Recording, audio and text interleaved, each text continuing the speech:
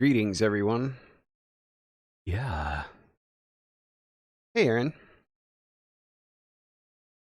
Can you hear me at all? We're trying everything under the sun to get this damn recording correct, and I'm not sure that we've been so successful. Awesome. I'm glad. We're trying out OBS. That's what we're trying out. And also, for those of you that are lurking or maybe joining late or what have you, I have been fighting with a bunch of takedown notifications for my channel because of illegal copyrights on a lot of the music that I have used over the years in my vlogs, and whether I was listening to it while writing or if I actually edited that in. So we're working on trying to unfuck that situation, which sucks. I had like 8 different videos they're asking me to take down, so that's fun. I'm gonna have to like try and either subscribe to one of those fair use music sources or what have you, or I'm gonna need to talk more and scene set less, which kind of sucks. Because that's what I do for fun, besides the podcast, which has been really successful. So for all my crossover audience, thanks for tuning into the podcast. It's been a shit ton of fun. I said to grab coffee, but it's actually really nice out. And so what I'm doing right now is I'm drinking cranberry juice and water. Yeah. It's Friday. We're off work. Most of us are off work. And let me start this record. Yeah, so it's Friday. We're off work. I'm bored as shit. It's nice out. We're under a lockdown order, and there's not much I can do about it.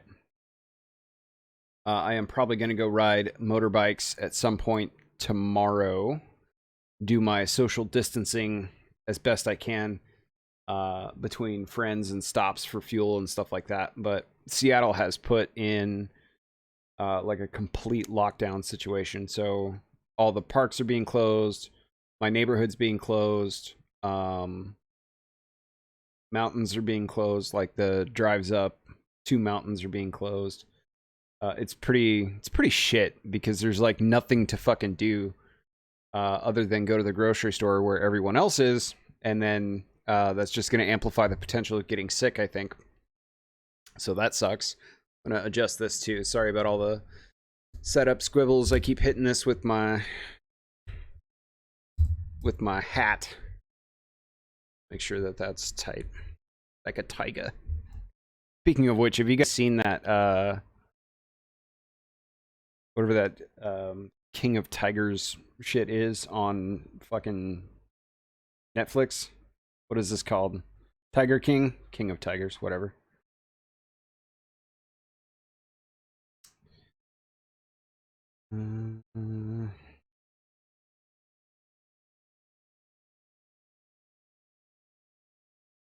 Sorry, we're getting text messages like a boss because popular. Hey, here's good news. Now that I'm working from home, like full time, I was awarded sexiest man in the office unanimously. Feels good. Just saying. I'm gonna make myself some sort of a award for that, maybe a sash or something. I don't know.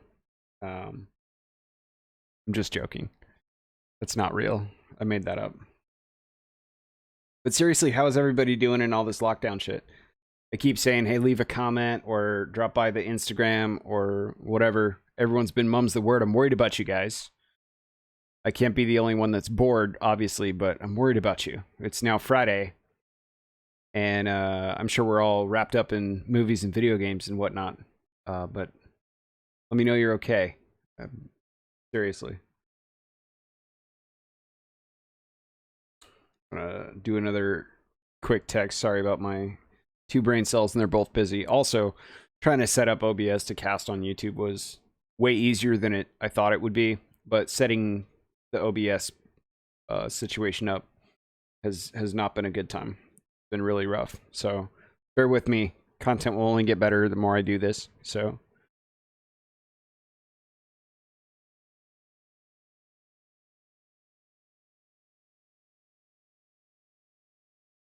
yeah.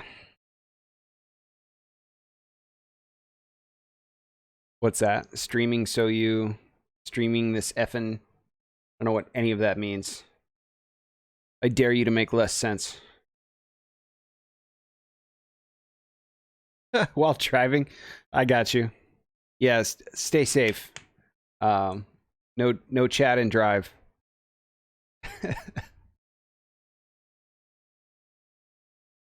Yeah. What else is new? What's good to look out for? I need a porch project, I think. I've been bored as shit, and I'm trying to figure out what to do with my downtime when I'm not at work or focusing on work stuff. And I think I might start doing some work on the motorcycle. So bike is paid off, and the warranty's finally expired. So now I can kind of noodle with stuff and not worry about breaking it, like actual big modifications, not just aesthetic stuff or light functional stuff like bar end mirrors. I've got frame sliders, which I think are important, those kinds of things. So I was looking at some exhausts. So here's the skinny. Some of the Aprilia riders are going to have to help me out here.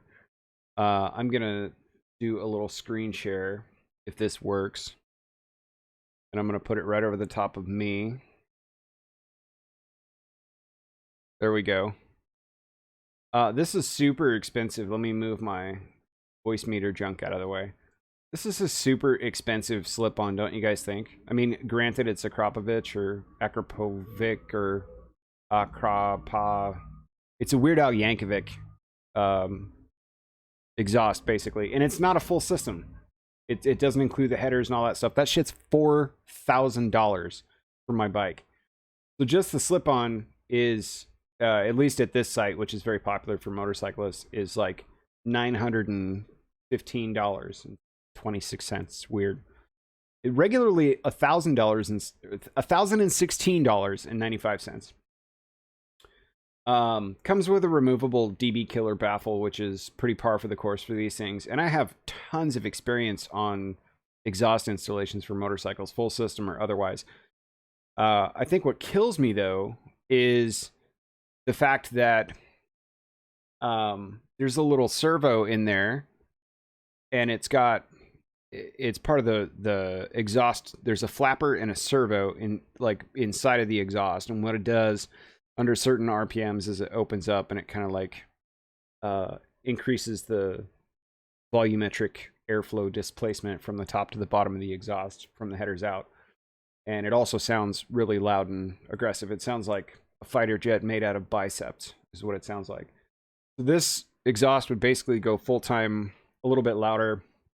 Breathability is going to be much better, but it's also going to be really fucking lean because most motorcycle manufacturers produce their bikes super lean because they want every possible MPG they can get, so they can sell the bike with, 35, 55, 75 miles per gallon or whatever. And they do that by kind of leaning it out in its factory trim. So what this also means, so I don't cook the exhaust valve, blow out the eardrum or fuck with the fueling, I'm going to have to remap it with software, which means no matter what, I'm going to have to take the motorcycle in.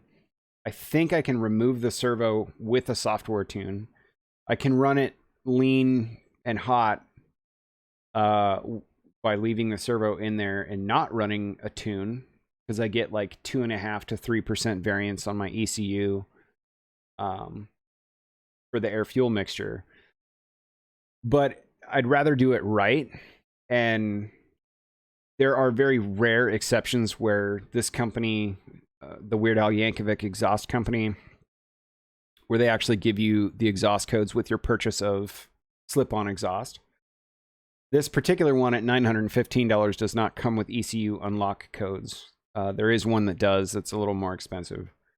There's rare cases where they will give that to you, and then you plug in your ECU into your computer and basically flash load a pre-built map, since I don't have a dyno.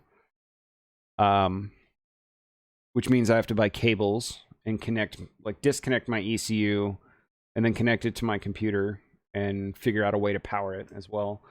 It's just a bitch. I think the other way is ride it with the baffle in it for enough back pressure. Don't wring its neck or ride the piss out of it until I can go in and get a tune. But then I'm sort of paying twice. Everybody that I talk to that says they bought the race ready ECU for like $1,000, which now puts a slip-on exhaust system at roughly $2,000 if I do it all myself. They said it's like life-changing to put the race ECU in there, and then obviously the exhaust note sounds better and all this other stuff. The more I think about it, because I was kind of thinking to myself, like, in the grand scheme of building stuff on this channel with you guys, I'm not sure that ultimately I want to do the motorcycle exhaust or major power modifications one way or the other. I don't think that's a major power mod. It's more of a noise mod. I get like 4 or 5 horsepower out of it. Maybe up to 7 or 8 with a tune, depending. That's a lot of money for not much putback. Now, granted, it's a motorcycle, so it's a fraction of the weight of a car, and I'm sure I'll feel it and I'll be super happy, but that's expensive. Anyway, my thought was I didn't want to do that until I got my fucking differential installed in my motorcycle, or in my car first, because that was the next big buy. But now coronavirus is here and I'm locked indoors and I don't have anything to do, and I don't have the tools, frankly, or the experience to pull the pumpkin out of my car and re-gear the tail end of my car by myself. It'd be a super long project. It'd be a driveway project, which I think the apartment company would be pissed, because it would be like several days worth of work versus an exhaust, which I can do in probably 2 hours, because I'm definitely more experienced in that arena. Any shits. That's a lot of fucking money for not a lot of putback, just so that I can not be bored. And I know you're saying, you know, well, hey, Bayo, you could not buy the Weird Al Yankovic exhaust. You could get something like a Yoshimura, or one of those smaller SC Project cans are popular. I guess my gripe with those, especially SC Project, is it's so fucking loud. It's basically like replacing my stock exhaust system with a can that's about this big. And it would be, I guess for your guys' perspective, it would be corked off the bike this way, and it would be so fucking loud. I wouldn't be able to vlog. I wouldn't be able to hear anybody. It would really be shitty driving long distances. I'd have to like full on use earplugs and all the time, even just going to the store. I'm not sure I'm happy with that idea, even though I would save a boatload of money just doing that. And then the other side is it's a slip-on exhaust, servo aside.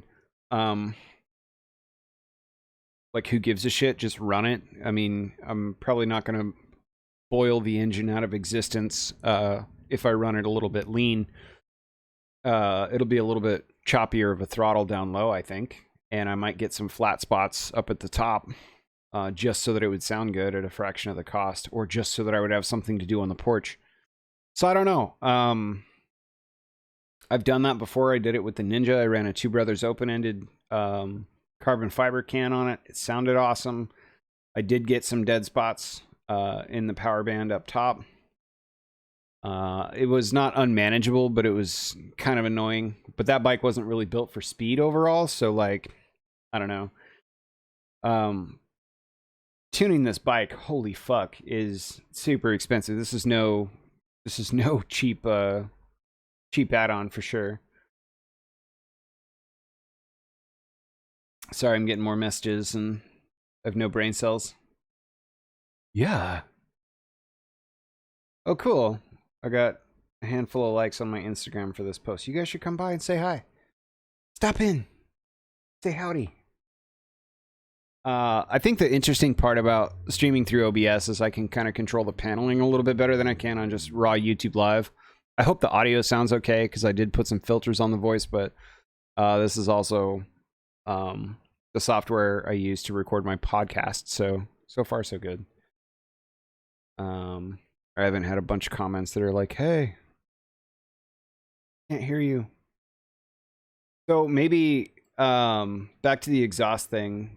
Maybe I put that off a little bit more, or I mean, the longer I stare at it, the more I'm gonna want to buy it, just because I want some shit to do. But I've read through all the forum posts from everyone that's installed this exhaust. Everyone has their own take on the situation. Everyone's a master mechanic in their own home garage. You know, I guess I didn't realize how sensitive the ECU was on this bike, and how fucking expensive turning every meticulous nut and bolt to get exactly the right way of installing this system and getting the optimum performance would be, because frankly, it's very simple physics. Reduce weight and size of can plus restriction of air. You're going to lose. You're going to gain decibels and lose the quietness of it. And while some CAD designs are a little different from one another. Oh, cool! Thanks for the audio check. I appreciate it. Well, some cans are in AutoCAD and designed a little bit differently. This one's designed specifically for this bike. Probably why it commands a big price. Ultimately, they're all the same. Fundamentally, they are all the same. They look different. They have little different sound characteristics, and the build quality is a lot different. But any other reputable brand would do. The problem is, how will the bike respond? Will I start throwing engine codes? Is it worth all that back-end tuning? I would like to do it myself.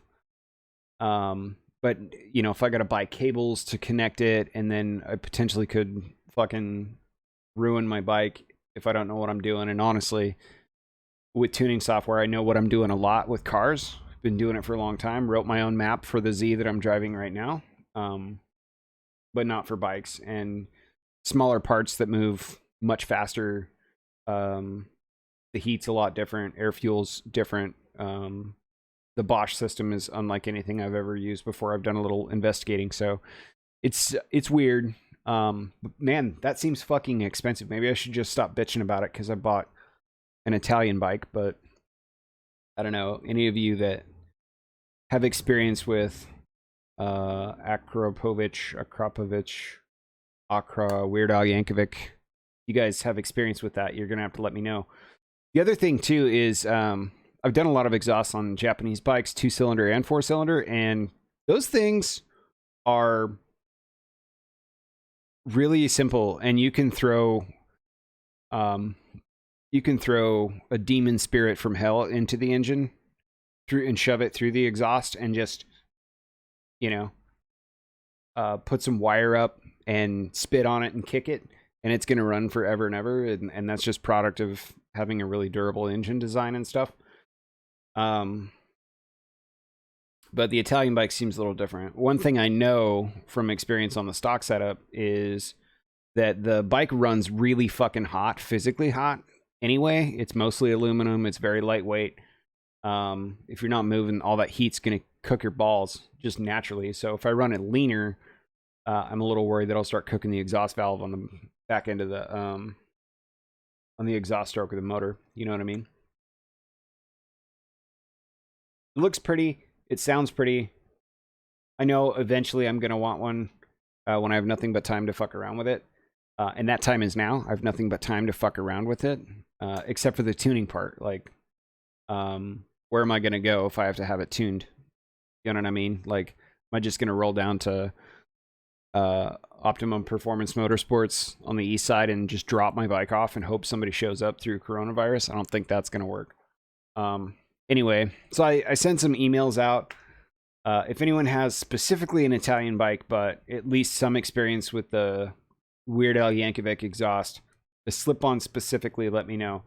I know 100% if I did the full exhaust system with the header pipes on both sides, the collector pipe, the extension pipe, run it catless and then straight out to the back of a either baffled or unbaffled can, 100% the bike will not run without a tune. Like I would need to replace the ECU completely, adapted for a race specific setup.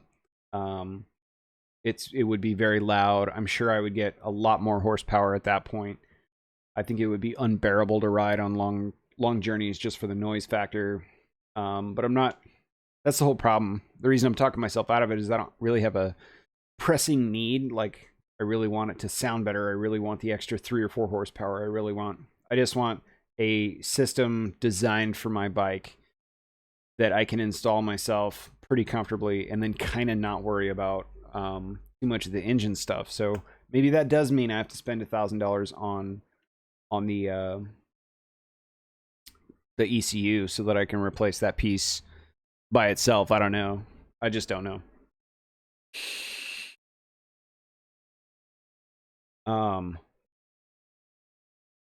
If I didn't worry about running it lean and I was just like, fuck it, let's just get something to do and it'll look good and sound good, and I'm going to throw caution in the wind on the temperature a little bit, I could install just this $915 setup, run the stock ECU on it, let the ECU flex a few percentages here and there. I mean, I'm at sea level, so I'm not going to like severely damage the bike by overriding it on like high altitude stuff or extreme temperature stuff. I'm just not wired that way. I would rather have longevity as well. I put a lot of time into this bike and a lot of money and a lot of love, and I'd rather not fuck it up. So things to think about. But what do you guys think? I know I've been getting some comments here and there about doing more stuff on the motorcycle, more like parts related stuff. You guys seem to like the build series for the car. The problem with that has been sort of work, has been a pain in the butt for time. And then now obviously coronavirus is setting us back because the weather's getting nice. I would absolutely love the ability to do more stuff on the car, but I don't live in a house. I don't have my own garage. And I already kind of committed to not doing the car show season again this year. If you go back and look at last summer's video on that, when I sat down for the Q&A afterwards, I was kind of pissed with the scoring and stuff. I mean, ultimately I wasn't there to like win medals and shit, but the people that had better cars than me that lost to people that had not as good of cars or just stock cars with stickers on them, it was disappointing. I mean, at the very least, it was a charity show, which was great. Everything we did, the sunburn I endured, the money we put into it, all that went to a charity, which was great. I mean, they're the big winners, so I'm not mad about going. I was just kind of miffed that I could tell there were guys that do show circuit stuff to their cars all the time that kind of got shafted. So I don't know if they got jobbed because it was inside or not, but whatever. So the point is I'm not doing that this year. I would like to do more performance related stuff anyway. Doesn't sound worth it. It kind of wasn't. I mean, I had fun because I hadn't gone in years and years. And it was neat to like see where the scene is at. And there were some really dope cars. And the video that came out of that was fucking awesome. I had tons of positive reviews from that.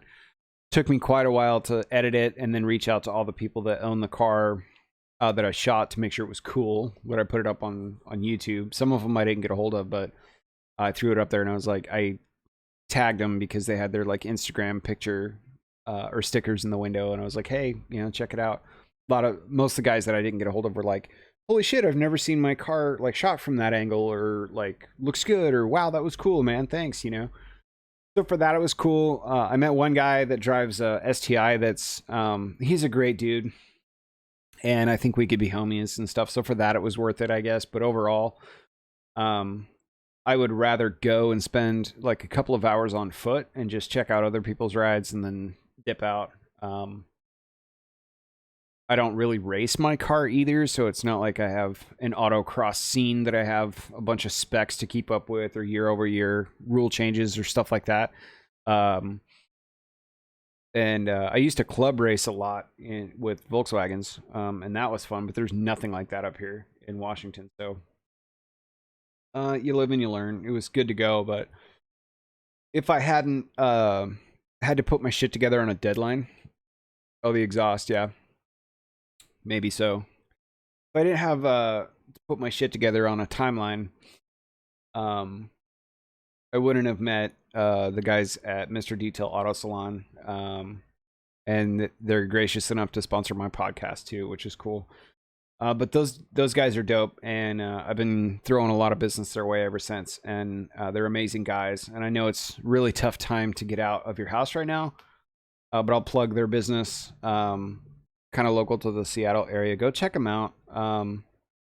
You're able to drop your car off, pay for it on their own machine, away from like distancing from people, and then picking it up with no issues. So if you're worried about that, they're one of the safer spots or businesses that are still kind of open. So I think I want to see them survive and grow. And this is a really tough time for businesses. So I'm going to support them to the nth degree.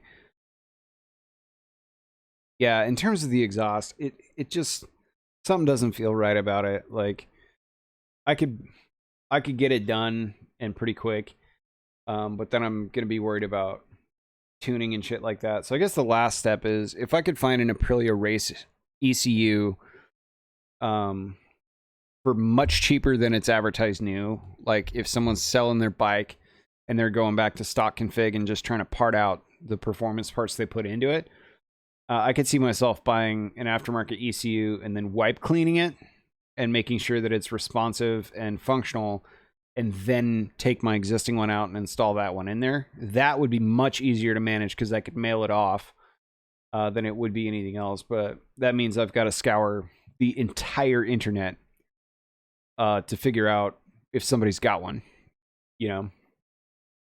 So this was much more difficult than it should be, or that I thought it was. And it has nothing to do with the install or the parts. I could do those in my sleep, really.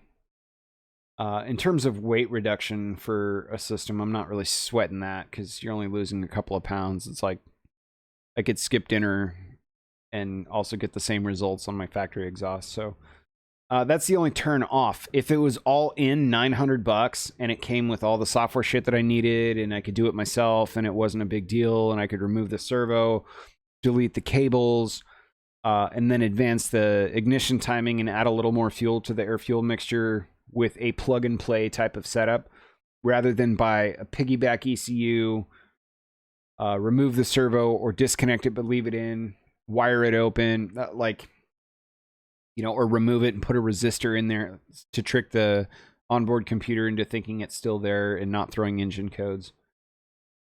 If there was this should take you 3 total hours and you're good to go everywhere, and you don't have to worry about rideability problems, then it would be totally worth it. And I'd still bitch about it being $900, but it would be totally worth it compared to like what the investigation has yielded so far. So I don't know. I don't know. The most like responsive mod for motorcycling in terms of like turn in, weight reduction, rotating mass, all the stuff that gets way better, would be to replace my wheels. And I want to do that anyway. I want to get at least forged aluminum wheels instead of the cast aluminum wheels that are on my bike now. Or go carbon fiber, but that's $2,000 just for carbon fiber wheels. So, and then I know carbon fiber's come a hell of a long way in the last few years, especially with the composites they mix it with. But it's like, I'd still fear, like, is this too brittle? Am I going to be touring on this really light rim, hit a crazy pothole and crack it or some shit? Like, or just leave well enough alone and make aesthetic mods and leave it as is. The point is, before I get a different bike, if I get a different bike, whatever, I will do the exhaust on this Tuono. I have tons of time right now. I just don't know about that software shit. And if the software shit does irreparable damage to my engine or my fueling or something by not being able to take it in and tune it, feels like it might not be worth it just to stave off some boredom. So it will happen. I just don't know if I'm going to get to build on it now. In terms of the car, there's not much I can do on it where I live without getting a bunch of scheduled stuff. It's crazy how coronavirus has revealed like dependence on other businesses or dependence on people and businesses and, you know, the usual stuff to get shit done. It's regrettable that I live in an apartment instead of a house because I know how to do all this stuff for the most part. I'd still be a little bit leery of doing the differential alone. I'd rather have one pre-built and sent to me and then just transplant the old one for the new one. But like the installation doesn't bother me. Even the bearings and stuff, or bushings rather. But yeah, I don't know. It's a bummer. I'm in a small apartment and the walls feel like they're closing in left and right. So part and parcel to why I was like, hey, we should hang out on Friday and do like an impromptu howdy doody, see what's up. But I am thinking about it. I am thinking about doing some sort of build with you guys because our governor here in Washington State added another month to our sentence. So we're all supposed to be indoors until the beginning of May now. At the soonest that life could get back to normal would be May. So I don't know. I got to get something going, or I'm gonna be doing a shit ton more live streams just because I'm bored as fuck. Oh, that's probably really loud. Sorry.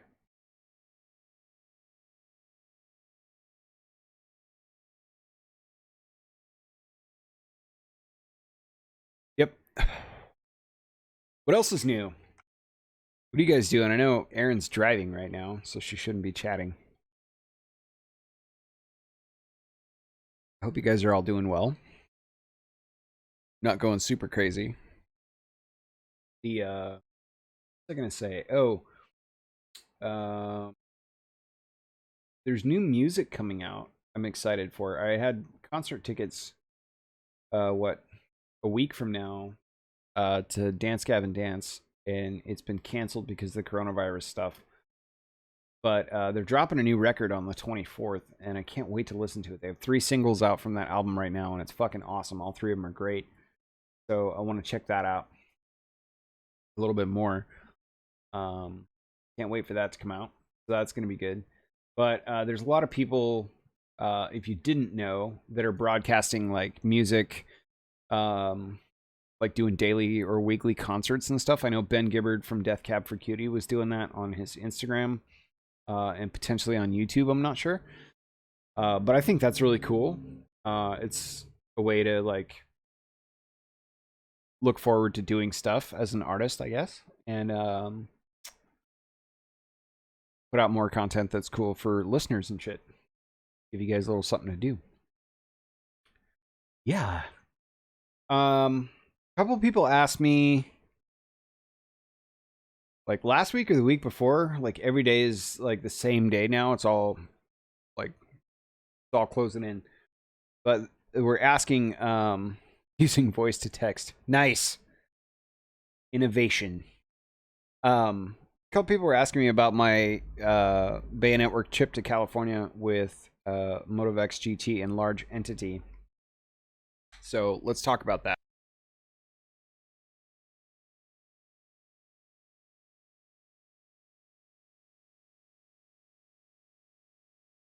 We're still planning on going. The issue I brought up to them this week, I guess, was if we leave as planned, let's say we all can go outdoors and coronavirus is done and everyone's trying to pick up the pieces and get back to normal, we can go as planned in the first week of July. The issue is going to be the economy behind all of this that I'm a little worried about, because where we stay along the trip are these little no-tell, motel, cheap. Some of them I think you can rent by the hour, like just gross ass seaside whatever hotels, because we just basically crash and get up and go the next day. With travel being as restricted as it is, and with hospitality businesses suffering super hard, as well as most of the restaurants that we would eat at along the way, these are already very reliant on, these businesses are already very reliant on leisure travel, and peak travel season is kind of what keeps these places afloat, besides the occasional drifter that's just on that road getting from point A to point B by themselves and stops for the night. And also for some of the larger seaside towns that hold town events like gem and mineral shows, or, you know, a dog show. I think we ran into one time. There was like a classic car show one year. Those are the events where they can jack up the rack rate on the hotel rooms a lot, and then peak travel season they can increase the rates, and that kind of keeps them afloat for the rest of the year. Problem is that by the time we get on the road, a lot of them have not had a single customer in months. I don't know if they're still going to be open, so I think the plan is that we're still going to go. We still have the time for it. We definitely have the desire for it, because we would love to get the fuck out of the house. And I think that'd be exactly what the doctor ordered, is get on the bike and disappear for 2 weeks when all this is said and done. If it's safe and all that. But I brought it up to him and I was like, we should think about that, guys, because we're going to have to research the shit out of each place we think we're going to land that night. I mean, we have a general route map, having doing it for a few years in a row. Like night 1 is here, night 2 is there. But it's like those fringe areas I'm a little worried about. So I'll pull it up on maps on my other screen. And I'll just kind of talk you guys through it. I'm not really going to like pull up the other screen again. So like night 1, when we leave Seattle, we usually can stay in Lincoln City, Oregon.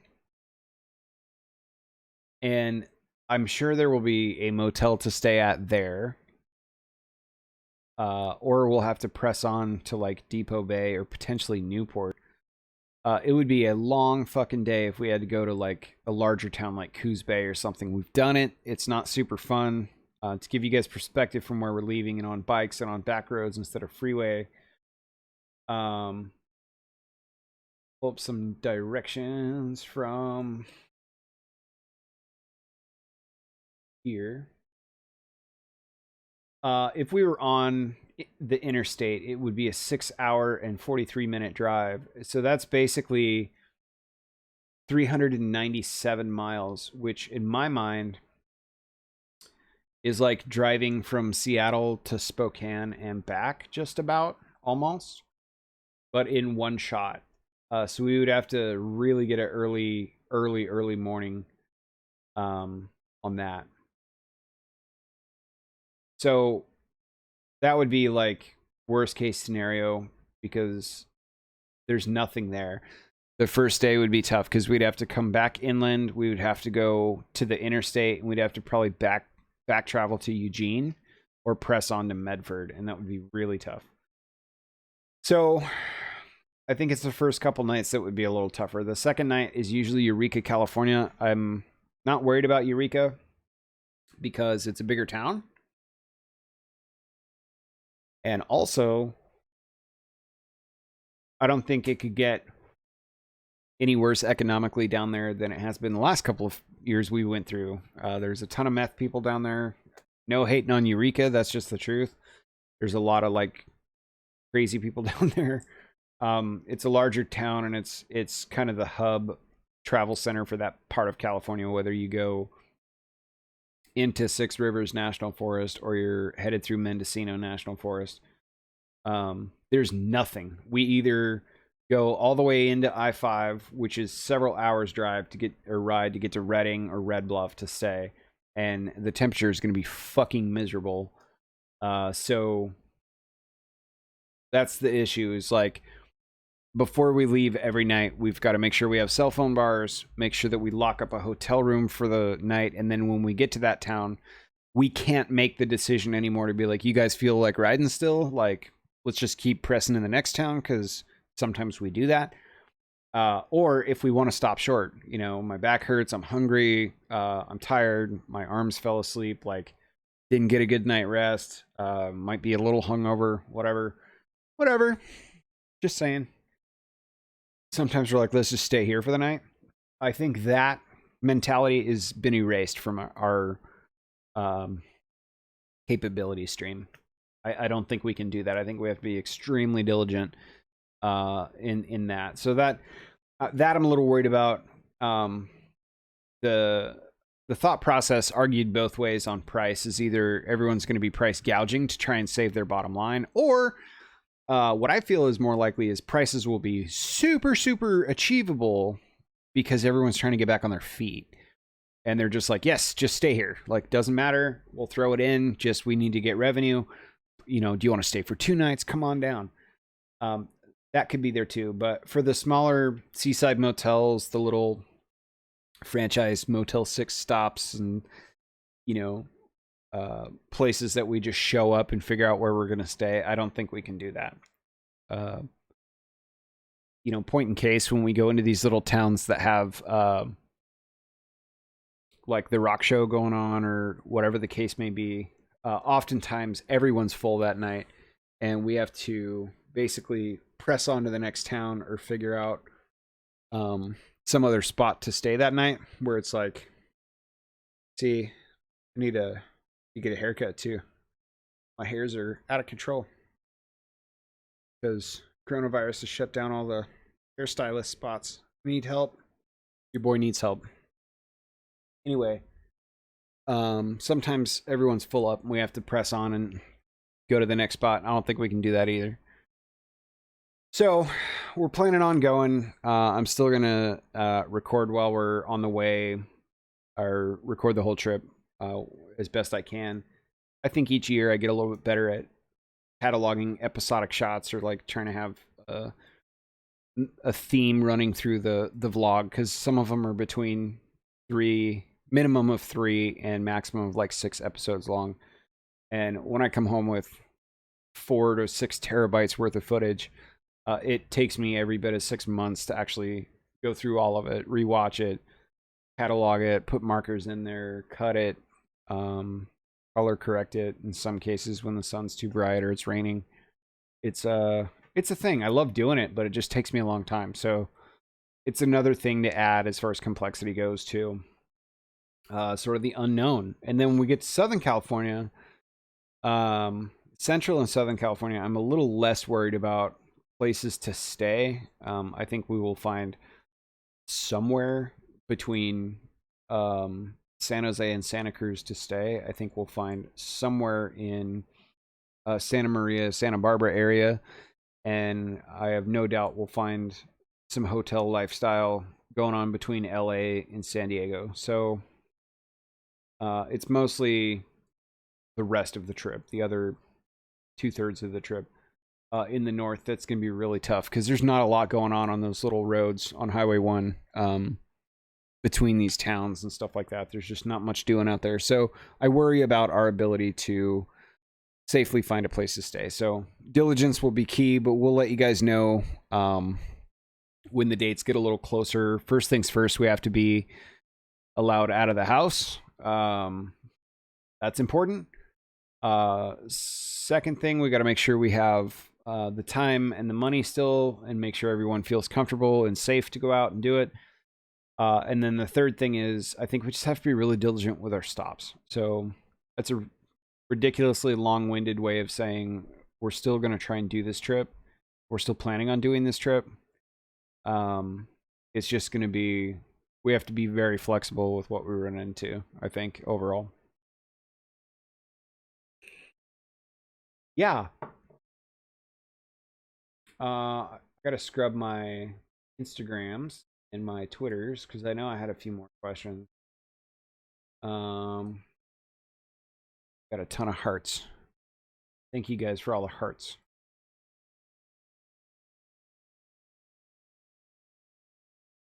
What's your...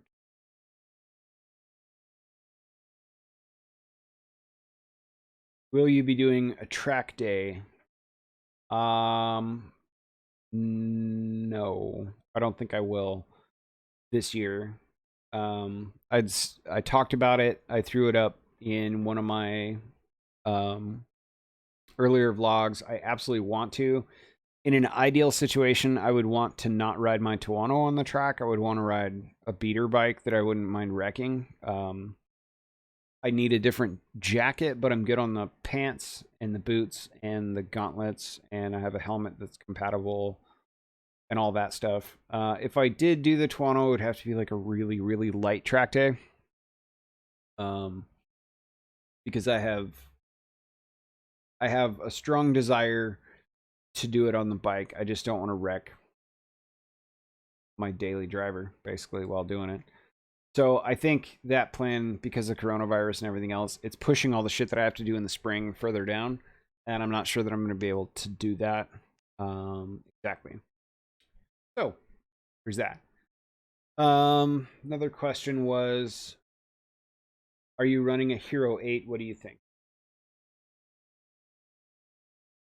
No, I'm not. I did a little testing on my helmet setup with the Hero 7. The vlogs I put out, you guys are used to seeing, are all on my Hero 6 Black. And it basically, we talked about this a little bit. It has pretty good image stabilization, and when I mount it to my head, your neck acts as another stabilizer, so it actually works pretty well. The 7 just has a better processor and a lot of the same stuff. But what I did find out about this, besides higher frame rates and better image stabilization, I've always referred and thought of this camera as kind of just the body mount camera, for the simple fact that it handles the vibrations a lot better and the image stabilization. I ran it on my helmet, just did some test footage. What I found out it also does with that processor is it seems to process audio a little bit better. It still gets hot. It still freezes, a lot less with the latest update, but it still does from time to time, which is a pain in the ass to take it off my helmet, undock it from the rig, unplug everything out of it, reseat the battery or replace it with a different one, and then go. So those minimal problems aside, they used to be a lot worse. I was impressed with the fact that it's processing my audio much better than the 6 does, and I think that's... I think they're the exact same specs everywhere on the camera. I just think the processor's helping with the audio and the video processing a lot faster and smoother than the 6 did. So I'm contento using the Hero 6 still, and running the Hero 7 in places where I would put it in harm's way a little bit more. Having said that, if I just give up and say I'm getting the 8, because it's supposed to be way better than the 7 at image stabilization, that's where that whole assembly line shifts down one. The Hero 6 becomes a backup camera. I'll probably run the 7 a lot more on my chin mount, and then the 8 becomes the new static body camera that I put in harm's way. Things I'm not excited about with the Hero 8, the Hero 7 and 6 and so on has a detachable screen. Let me see if I can put that up there where you guys can see it. Where the darker gray here, that's hard to do under the camera. The darker gray here and the lighter gray, black, whatever, this actually screws off. So if I'm running this in an open case and a rock comes up and cracks the glass on the screen, it's a bad day, but it's not a life-ruining day. I can get a replacement screen, snap it on there, twist it down really hard so the watertight seal comes back, and I'm good to go. The 8 is not that way. There is no replacement twist off screen. I think there's a way you can do it, but I think you have to send it in, which terrible design in my opinion. The other thing too is this battery door down here is already pretty big. This is where you house your memory card and your detachable battery. On the new one, the battery door starts all the way at the bottom, and like the whole thing comes off just like it does on the Fusion version of the camera, that really long panel, it adds more risk to the camera if that door breaks, if water gets in there, like all kinds of shit. And I still think, and I didn't even care to look past the initial pre-production review specs. I still think you have to dock one of the microphone adapters into it, and that's my principal complaint about GoPro. It would be the best camera. It'd be the best action camera out of all of them by miles and miles. That gap is slimming as better cameras come out from competitors, but miles and miles if they had a non-proprietary audio codec, and not even the codec, a non-proprietary audio source, meaning it'd be infinitesimally better if I could just plug a lapel microphone or a USB-C powered microphone into this. It'd be way, way, way better if there was a wireless option, because Bluetooth already exists. We've gone over this 100 times on this channel. It still doesn't do that. You still need to use the big adapter. I mean, I don't run a lot of time lapse. Maybe that would be cool to get into, like slow-mo and time lapse. I've done some slow motion stuff. I like running in 120 or 240 frame. 240 forces you into a different codec for video. You have to have, your Adobe has to run, I think it's HVEC2 or something. Actually, let's find out together. The camera will tell me when I try and adjust it. I don't mind running 120 frames because that allows me to slow things down pretty well at 1080. It's not bad. So if I run 240, it's HEVC. That's to play this back, to play back at this resolution and frames frames per second. Your phone or computer must support HEVC. So, okay, like I'm still running pretty good at 1080 60 overall, and then rendering it out at a much higher resolution rate. 120 is cool for slow-mo stuff. That's my preferred frame rate if I know I'm going to find slow-mo stuff. Particularly if I'm in advance know that I'm going to be going around. I want to get like a cinematic corner shot or something like that. Or if I'm like at a waterfall, for example, or something like I'll shoot in 120 at 1080 still, or 27K, but that still forces me into that HEVC codec. It's tolerable. It's preferred when I'm doing that because I know what I'm going to do with it in post. It sucks on the road, and because it drinks your battery is why. Generally, if left alone, my GoPro will cut clips at 10 minutes at 1080 60. I get almost 10, like just a hair over 10 minutes, like a handful of seconds.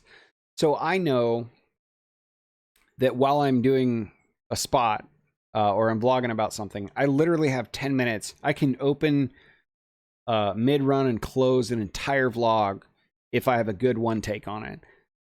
If I'm just open recording and just blabbering on, which I tend to do a lot, or I'm going through miles of different scenery and stuff, it cuts it at 10 minutes and like 4 seconds or whatever, and then immediately records another chunk on that video card, on the memory card.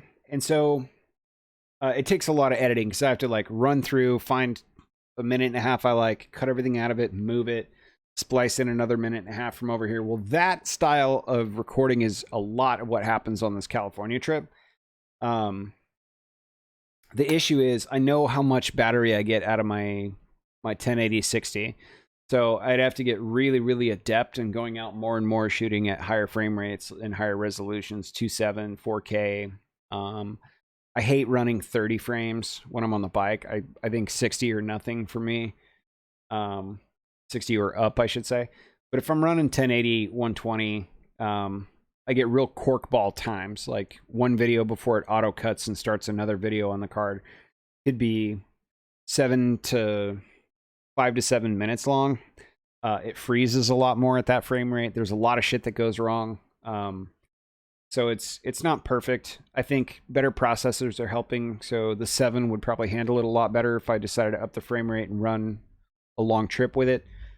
I just know that I'll be shifting batteries in much quicker. I'm probably only getting 40 minutes out of a battery at that point, so I have to be real exact with what I'm shooting. I can't really catch it all and then try and find it in post, which is a lot of what the trip is. Long beach lines, long, sand beach heads, and twisty roads and stuff. And frankly, when you're riding in that condition, it's tough to worry about what you're filming while you're in the middle of like really technical roads and shit. So anyway, that's my grobble. I may just get the Hero 8 and be like, fuck it. And that's usually what happens when I upgrade a GoPro. Is I'll be like, fuck it. I'll get one beta, and then elect not to send it in and pay for it at whatever the retail is, or I'll find something like hella cheap on Amazon for like a flash sale, and I'll pick one up that way. So I don't know. I'm not stoked about the non-removable screen though. I think that's a shit design flaw, and fucking tired of buying GoPros without better audio solutions. So just saying.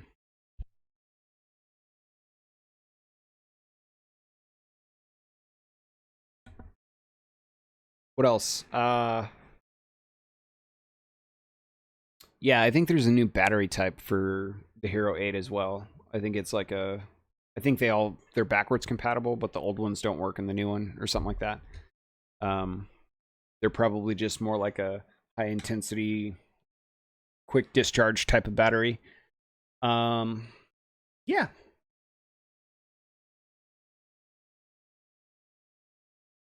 Oh, I got some love for my new camera toy.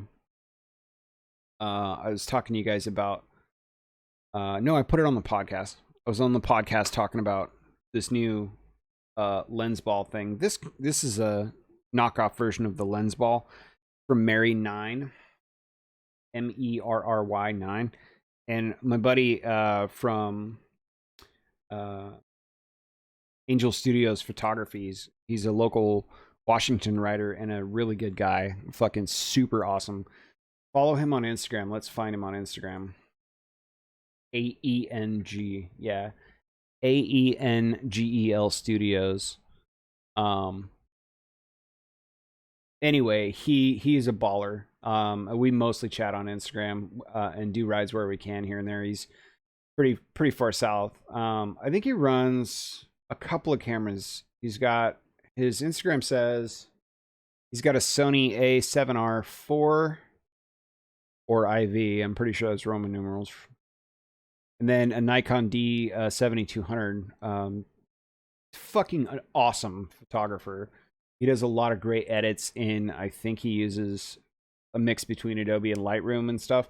Great guy. Anyway, he got one of these lens ball things on the cheap, and he started chatting with me about it, and I was like, oh, that's fucking cool. And I think it was like 12 or 15 bucks. And I've been using it quite a bit on Instagram. I'm trying to not have that be the only content on my Instagram, but it's so much fun. It's like the new toy I'm fucking with. But anyway, you basically hold it up and it inverts whatever image, and this webcam's not going to do it. But if I can get the camera, specifically my phone or my GoPro or something, to focus on the center image, it naturally blurs everything out around in the background and stuff, and it inverts it. So it looks really cool just by the natural focus of the lens, depending on what the center of your focus is. And then the rest is kind of just editing, lights and gamma and whatever else. I'm terrible at fucking still photography, so I don't expect to be like entering my shit with a bunch of hashtags that put me up with some baller ass photographers and stuff. It's just to noodle around with, but I figured for 12 or 15 bucks I'm having a lot of fun with it, so I'm glad you guys are too. Check out my Instagram. It's down here at the bottom. I've got some fun shots with it that are just dorking around the house or outside on the water, If you guys are interested in one though, I bought this off of Amazon. Like I said, it was 12 or 15 bucks, and it's Mary 9 is the brand. Mary 9. So check that shit out. It's fun. And it comes with like a little crystal looking stand, which is cool. he pointed out to me, and it's worth passing along to you. If you buy one of these, direct sunlight through this thing will burn a hole through your hand. Like, it's like a magnifying glass on steroids because you're holding it in your hand, and it's very easy to damage your eyes if where the sun's going, you put your face in front of it, or you put your hand in front of it for too long. So definitely be careful of that on sunshiny days. I noticed the heat picking up right away.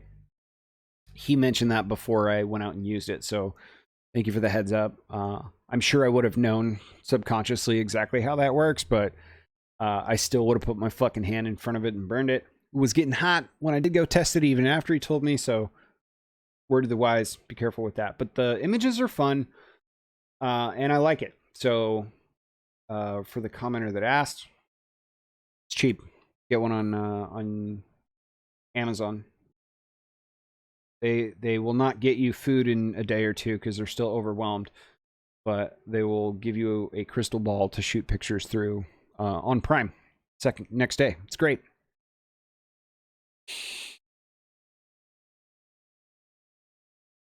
My buddy Chase that's looking for a new bike, who's on our last Q&A for a little bit, he sent me some love on after I washed the Tuono. It looks clean and great again. Now it's time to go ride that fucker.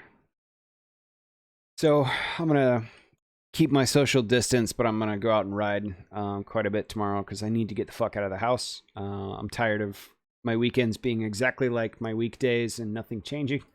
So we're going to go do it. We're going to get out, get some peeps together. We'll even ride at a good social distance from one another. We'll keep it clean and safe. Probably pack my own lunch and bring my own water and stuff. Restaurants are closed. I don't think there's anywhere to go. We might be able to get some takeout here and there, but it's mostly fuel and the like. Otherwise, oh, that was one source. I doubt I got anything on Twitter because I hate Twitter so much. Yeah. Let's see. Yeah, nobody's really asking questions on Twitter. It's just a toxic wasteland like it's always been. Yeah. So playing video games. Haven't been doing a whole lot of that. I bought Warzone, the full thing. I made it through the campaign, which was cool. The multiplayer is ridiculous. I spawn in and die instantaneously. I can't learn how to do the game. I've done all the trials. The guns are way cooler than any other game. It's put together really well. I don't have any performance issues on an older Xbox overall. But I'm just terrible at the game, and I don't want to sink 10 hours in there until I'm competent enough to like hang. So I just kind of went back to Apex, to be honest. The new season drop for Apex is fun.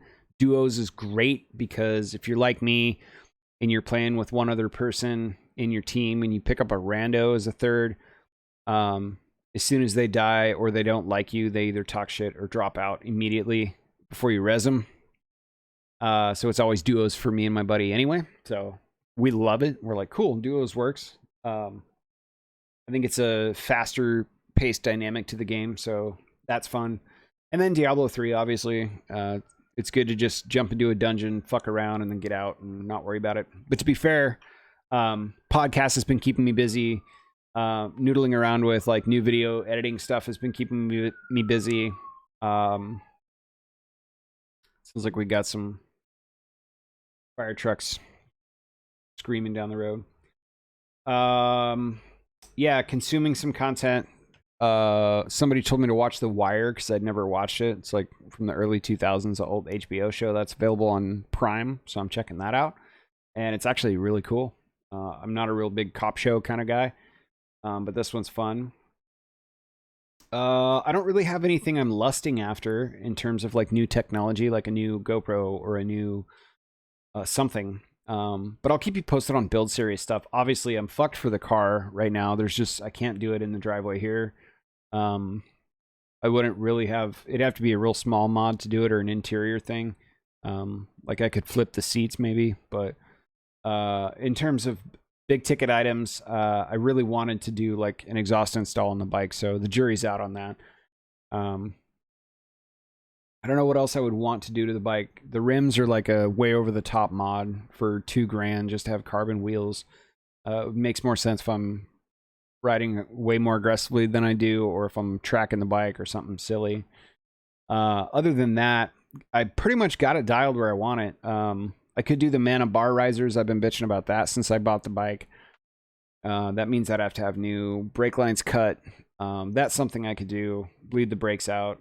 Just get a system built here, pump them out by hand if I had to or whatever. But I don't know. Got a seat, got the sliders, got the bar ends, got the mirrors dialed in, got my mounts basically where I need them for all my camera stuff. I could do like a rear tire hugger, which would take 5 minutes to do. Already got the tail tidy kit in there. I would love to figure out a new mounting solution for my luggage. There is one bracket that is sold from I think AF1 Racing, which is cool, but that's like